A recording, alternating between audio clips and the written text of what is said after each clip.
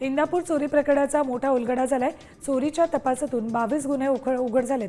या प्रकरणी 4 चोरट्यांना गजाआड केले।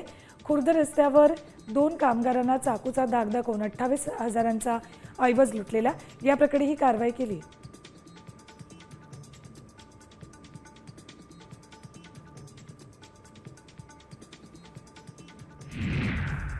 पुण्यातल्या भोर तालुक्यातील ऐतिहासिक भाटघर धरणातील पाण्याला हिरवा रंग आलाय।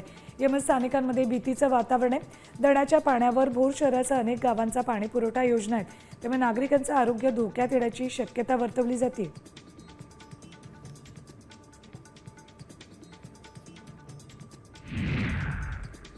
पुण्यातील सुखसागर नगरमध्ये 2 महिलांनी रस्त्यावर ठेवलेली बादली आणि ड्रम घेऊन फरार झाल्यात। डोक्यावर पदर घेऊन जात असलेल्या 2 महिला इथून जात होत्या।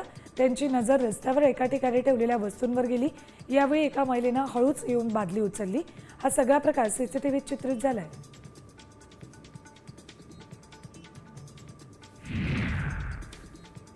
पुण्यातला भिडे पूल 20 ऑगस्टपर्यंत खुला करणार अशी माहिती महापालिका आयुक्तांनी दिली।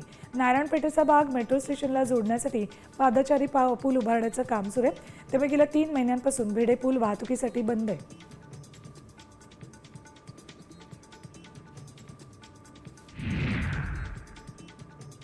मावाच्या कासासाई धरणात बुडून एका 19 वर्षीय तरुणाचा मृत्यू झाला। तो 5 मित्रांसोबत धरण परिसरात फिरायला आला होता। पाण्यात उतरला, मात्र त्याला पाण्याचा अंदाज आला नाही आणि तो बुडाला।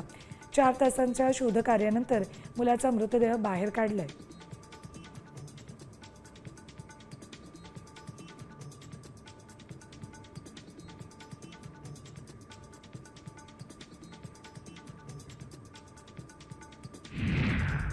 आता isakal.com आहे देशातील नंबर 1 ची मराठी न्यूज वेबसाईट। प्रत्येक अपडेटसाठी isakal.com ला नक्की भेट द्या।